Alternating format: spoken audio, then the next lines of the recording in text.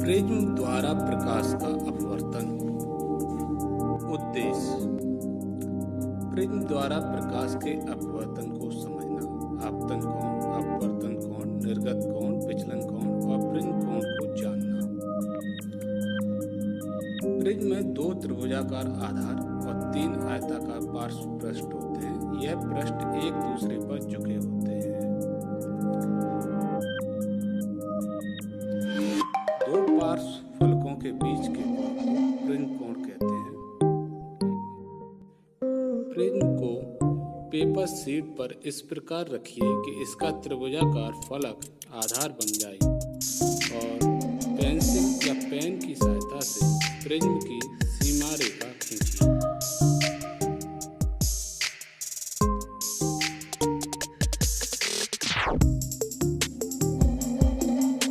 Prism की सीमा रेखा त्रिभुजाकार आधार के अनुसार खींचनी है।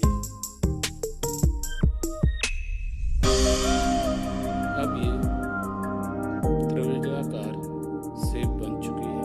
अब हम इस पर अवलंब खींचेंगे।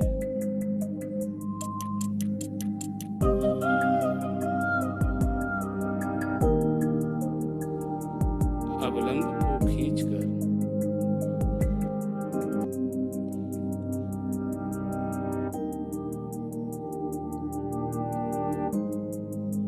उसका नामकरण करेंगे।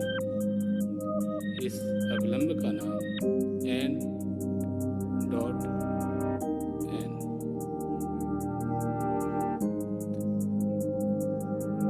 अब हम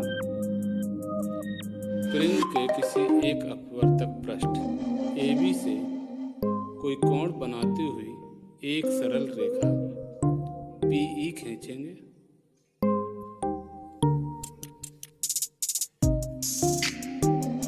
यह हमारी आपतित किरण है।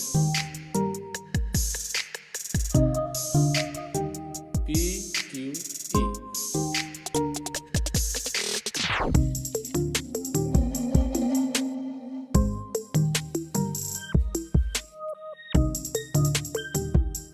अब हम आपतित किरण पर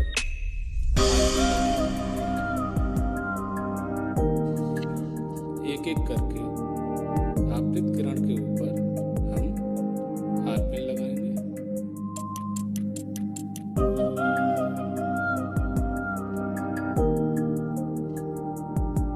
कम से कम 3 आरपेन लगाएंगे। प्रिज्म को पुनः उसकी शेप पर रखेंगे और प्रिज्म की AC फलक की ओर से, जो AB फलक के विपरीत है, हम प्रिज्म के AC फलक की तरफ से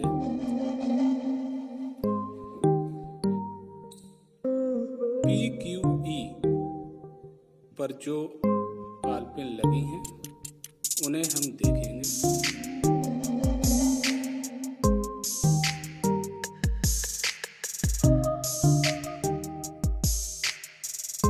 PQE पर लगी आलपिन के प्रतिबिंब को देखते हुए हम AC फलक की तरफ से आलपिन लगाएंगे। ये ध्यान रखेंगे जो PQE अर्थात आपतित किरण पर लगी हुई आलपिन के प्रतिबिंब को देखते हुए ही उसकी सीध में आलपिन को एक एक करके लगाएंगे।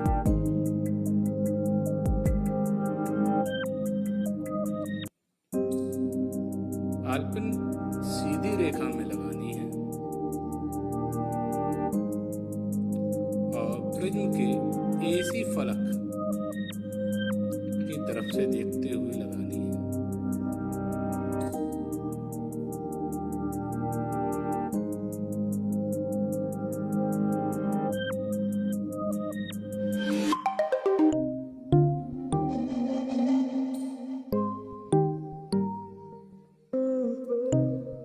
सावधानी से आलपिन को हम एक सीधी रेखा में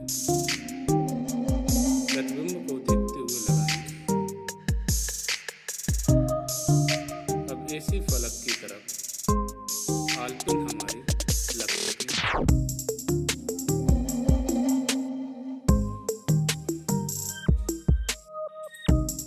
अब हम प्रिज्म को हटाकर और आलपिन को भी हटाकर हम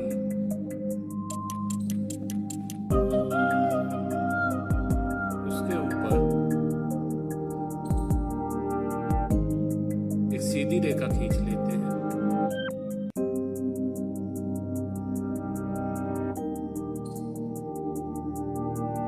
यह हमारी निर्गत किरण है।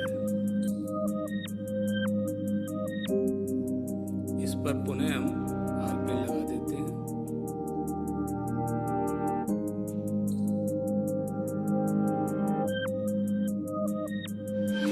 एक एक कर जहां पर आलपिन लगी हुई थी उन्हीं स्थानों पे पुनः हम आलपिन लगा देंगे।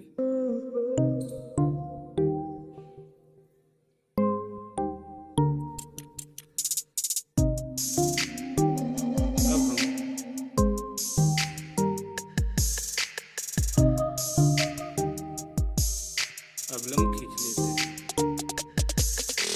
निर्गत किरण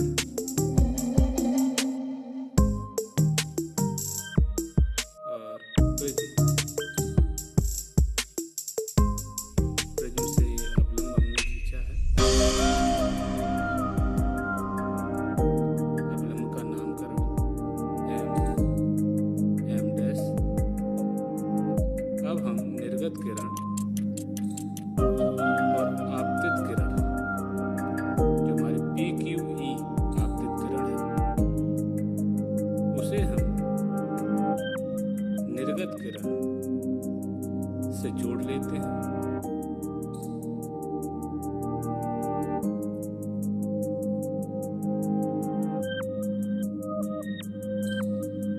ये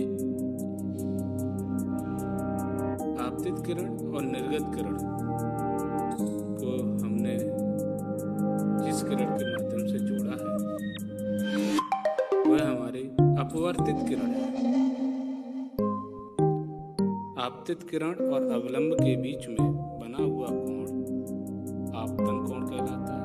इसे आई से डिनोट किया गया है।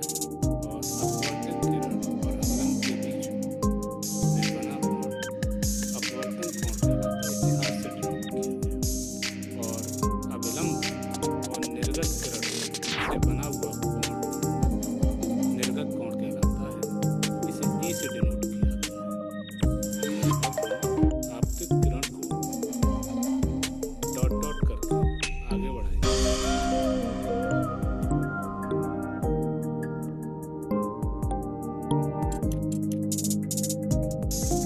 सावधानी से हम PQE आपतित किरण है डैश डैश निर्गत किरण को भी हम आपतित किरण की तरफ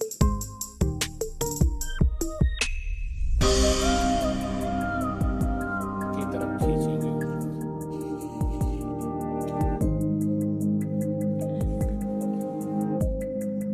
प्रिज्म की विशेष आकृति के कारण निर्गत किरण आपतित किरण की दिशा से एक कोण बनाती है। इस कोण को हम विचलन कोण कहते हैं। इसको हमने यहाँ पर D से डिनोट किया गया है। हम यहाँ पर इसे D से डिनोट करेंगे। यह हमारा विचलन कोण है। आपतित किरण हमारी कितनी विचलित हुई है।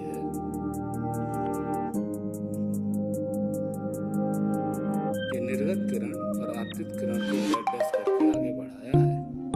उसके उपरांत जो इनके बीच में बना हुआ कोण है यह विचलन कोण कहलाया है। ए बी ए सी के बीच में जो एंगल ए है ये हमारा प्रिज्म कोण है।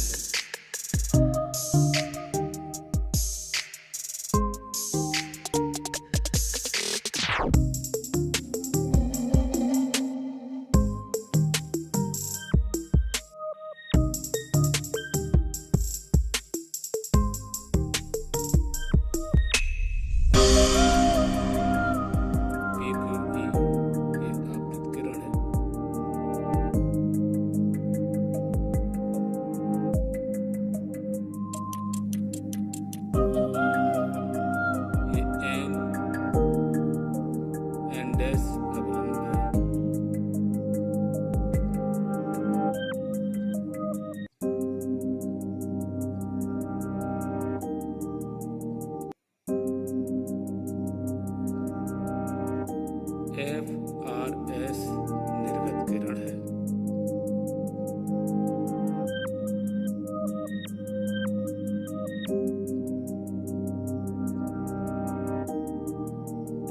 एंगल ए प्रिज्म कोण है।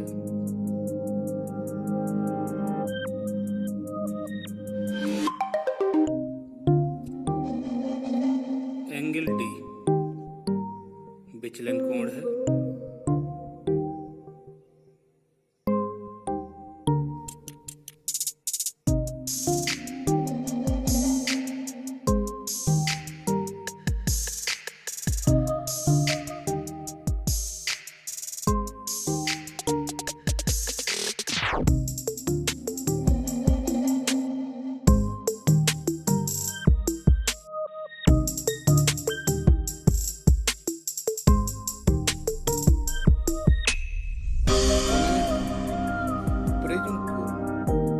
त्रिभुजाकार शेप पर रखकर अवलोकन करेंगे। हम AB फलक या AC फलक की तरफ से हम आलपिन को देखेंगे तो सभी आलपिन एक सीध में नजर आएंगे। जब कोई प्रकाश किरण विरल माध्यम से सघन माध्यम में प्रवेश करती है तो वह अवलंब की ओर झुक जाती है, और जब वह सघन माध्यम से विरल माध्यम की ओर जाती है तो अवलंब से दूर हट जाती है। पिछली वीडियो में हम प्रकाश का अपवर्तन और प्रकाश के अपवर्तन के नियमों को जान चुके हैं, इसलिए यहाँ पर उसकी पुनरावृत्ति नहीं की जा रही है। अब हम इस क्रियाकलाप के माध्यम से समझ चुके होंगे कि आपतन कोण, एंगल आई और अपवर्तन कोण angle R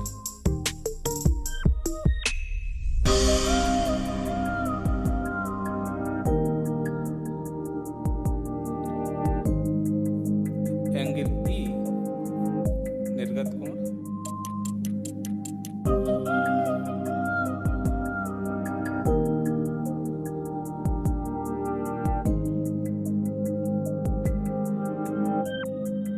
angle A prism कोण